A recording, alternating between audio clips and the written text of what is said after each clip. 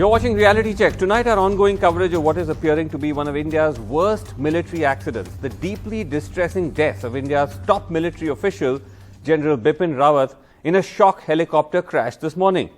General Rawat, a former army chief, was India's first chief of defense staff, a newly created position meant to modernize and streamline the armed forces.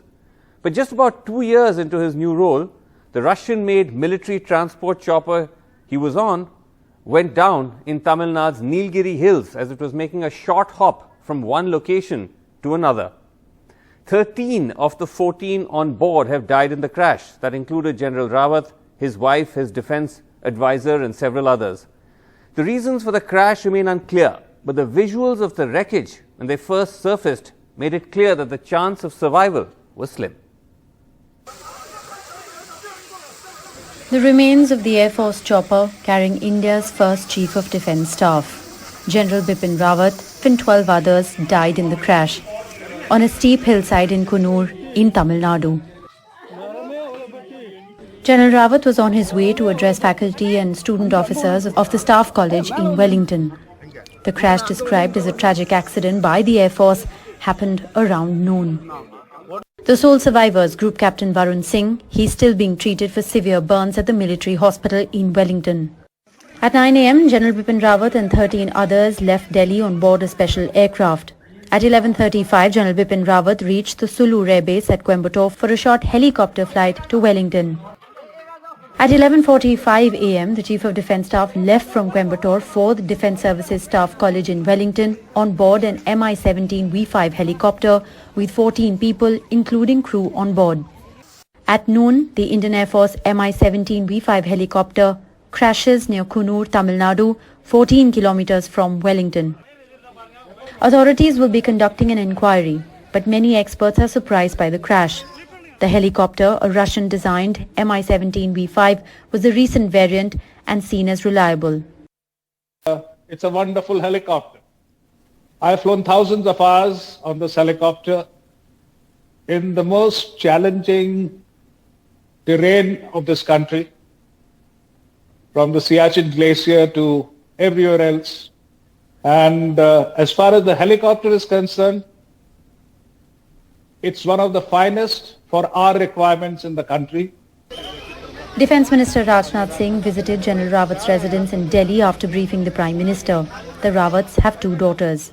Later at 6 p.m, the Indian Air Force confirmed in a tweet that General Bipin Rawat, his wife Mrs. Madhulika Rawat and 11 others have died in the crash. In the evening, the Prime Minister chaired a top-level security meeting with the top 4 ministers as well as the National Security Advisor. The remains of the general, his wife and others will be brought to the national capital tomorrow. NDTV Bureau Report. All right, joining me tonight on Reality Check, Air Vice Marshal Manmohan Bahadur is with us. Lieutenant General Syed Ata Hasnain is with us. Lieutenant General Satish Dua is with us, former Chief Integrated Defence Staff. But let me first start with Ajay Shukla, Defence Analyst. Ajay, we are now hours after the news, this terrible news of what has happened.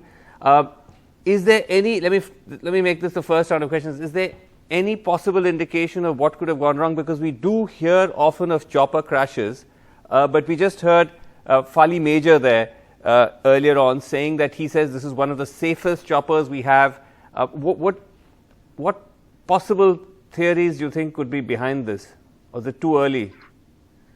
Well, it definitely is too early, but the theories that could be behind it normally sort of work between pilot's error, mechanical failure, and a sort of a misjudgment that could have taken place during the conditions. And, of course, the weather. This morning, the weather, I am told by people who are there at Coonoor, the weather has been bad right from the morning, and in fact people at the near the helipad were wondering why they would fly in such weather, and you know, there is no other confirmation beyond that that weather could be responsible for it, but it is normally one of these 3 things: weather, pilot's error, or technical failure.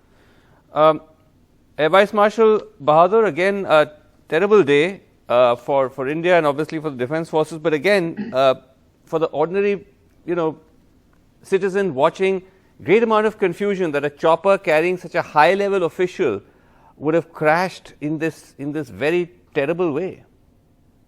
What do you make of it? Oh yeah, absolutely.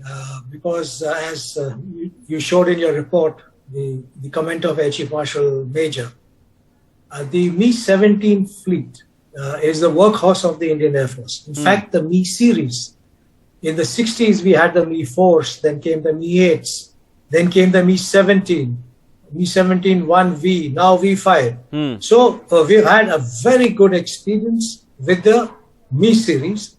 V5 being the latest and the more powerful version of the Mi-17.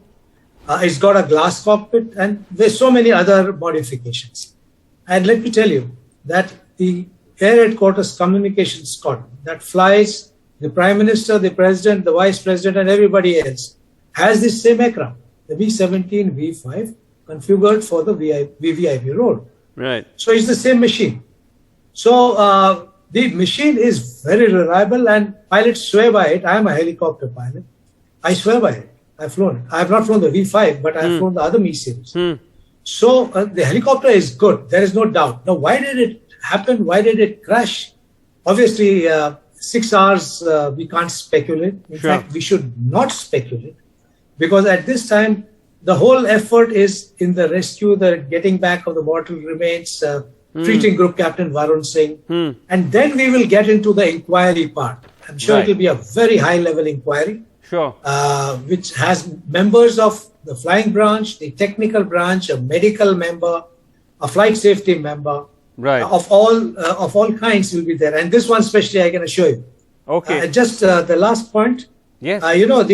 Any fatal accident in the Air Force, the inquiring officer, the head, is an Air Commodore. In case an Air Commodore of the requisite expertise is not available, then it's a group captain, but not below that. In this particular case, I'm quite sure it will be an Air Commodore and above. Okay. That I can tell. Someone senior.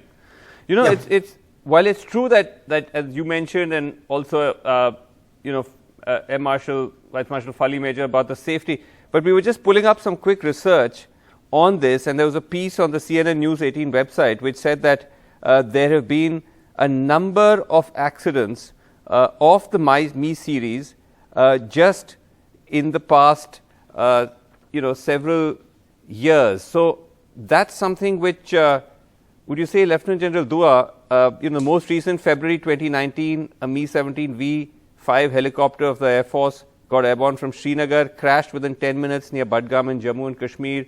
All 6 on board suffered fatal injuries. Again in April 2018, Mi-17 V5 chopper taking off from Gupt Kashi to Kedarnath crashed near Kedarnath. So there have been at least 1, 2, 3, 4, 5, 6, 7 incidents since 2010 to 2019.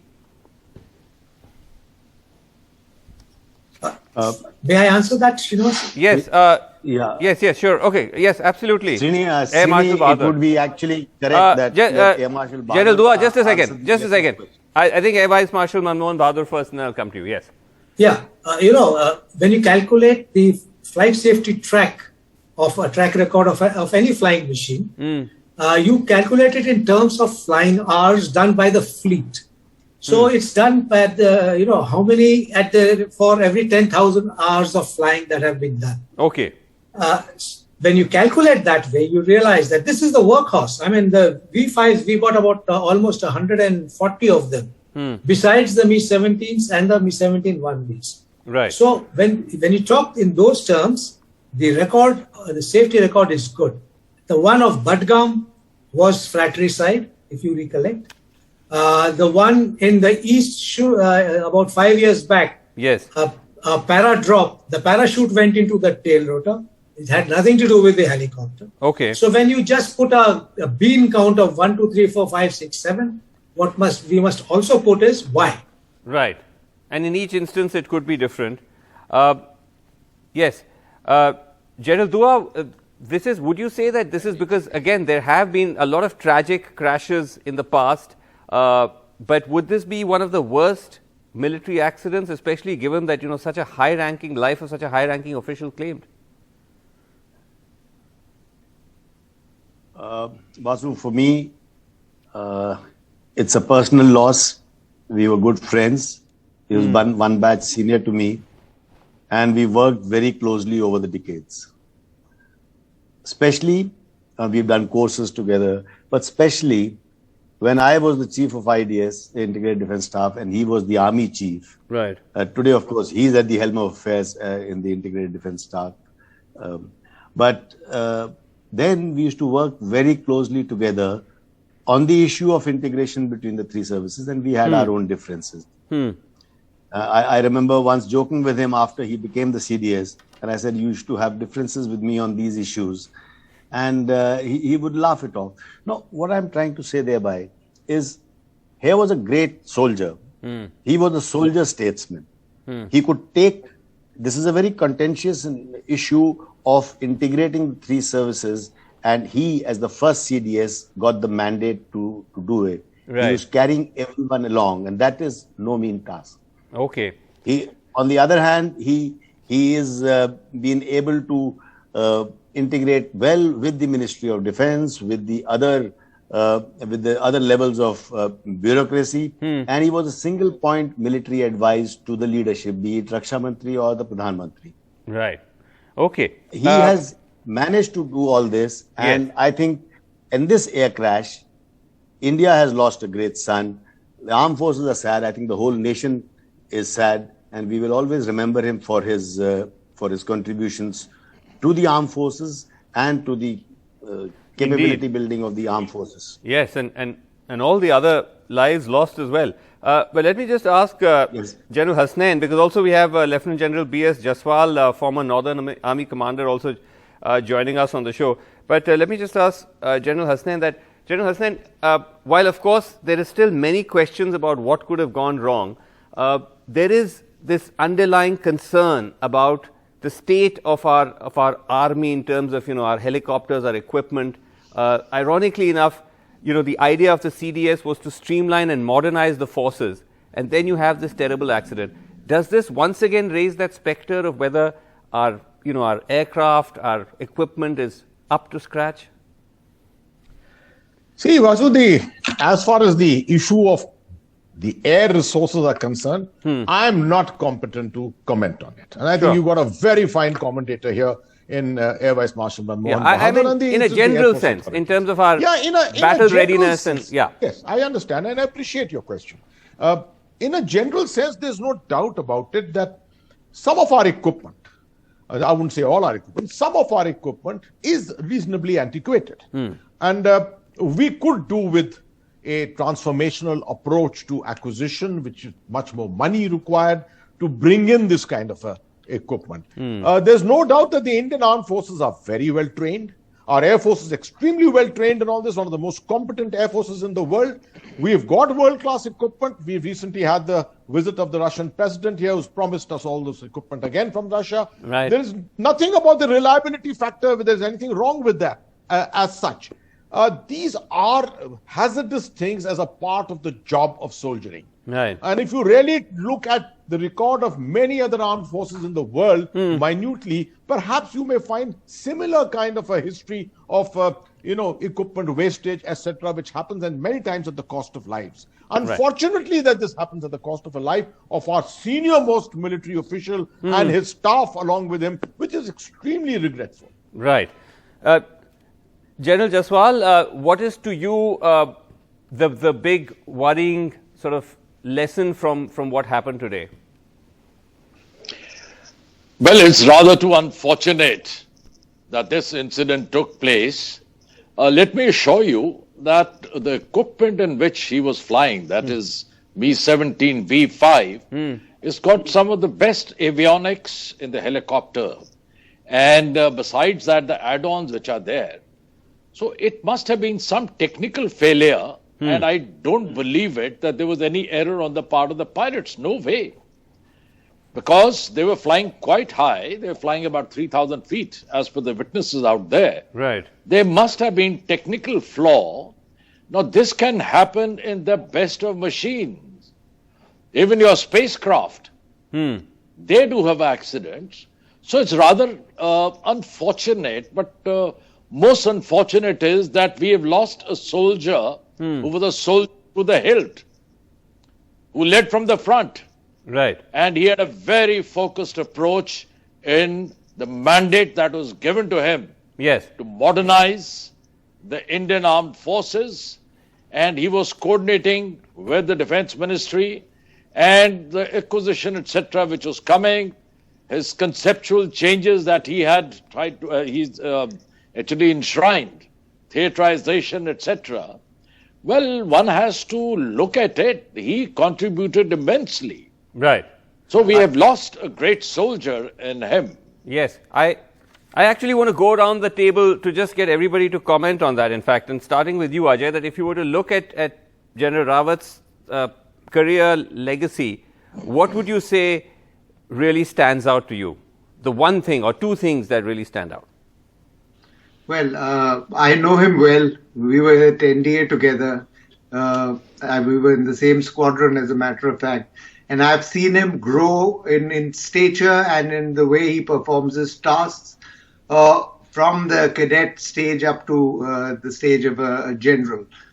I think that he has an immense ability to grasp the essentials of a problem and to find a way to tackle that problem. You know, this way that he was approaching this theaterization, the methodical way he was approaching it, it shows a certain sort of intelligence in the general officer. Right. Finally, I would say that as a human being, he was a very, very fine man. He had, as a GOC, as a corps commander, his ability to relate to journalists, for example. All journalists in their field had a wonderful relationship with him. Right. So it'll be a loss. It'll be a loss to the army. It'll be a loss to the world of journalism also. Right. And we sort of pray for his soul. Okay. Air Vice Marshal Bahadur, is there one thing, if you recall from his career, that really strikes you and stands out? What would that be? Unfortunately, I never worked with General Rawat. Sure, but just observing him. Yes. Yeah. What I can say is that in his loss, there is a bit of continuity, which is, the integration that is going to happen or that should happen. That continuity has had a sudden break. Normally, when he would have been handing over, when his tenure got over, there would have been a continuum into the next officer, right, who would have taken over as CDS. I think the biggest loss is, besides the lives, the terrible loss of lives, is this break in continuum between which now somebody has to have the thread going. Who would have succeeded him, right?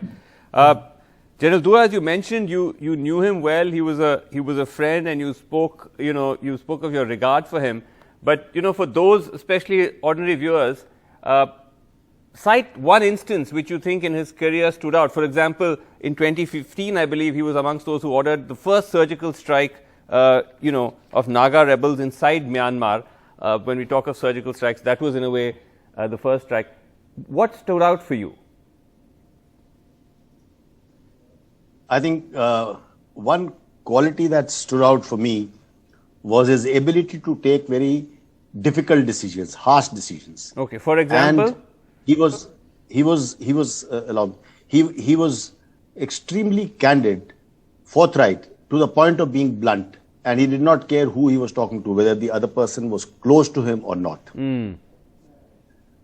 You mentioned about the strikes in the Northeast when he was the Corps commander. I would also like to recall his advice to the leadership and taking a strong step as the army chief in the issue of Doklam, when the Chinese advanced there in 2017. Yes. Now that was another very bold step taken at his advice as army chief by the army, armed forces, but mainly by the army. Okay. And that's where we would always remember him. All right. His giving a full leeway, full holding hands of all his subordinates who would like to take such strong steps. Later on, it also showed very much in execution of other tasks. Right.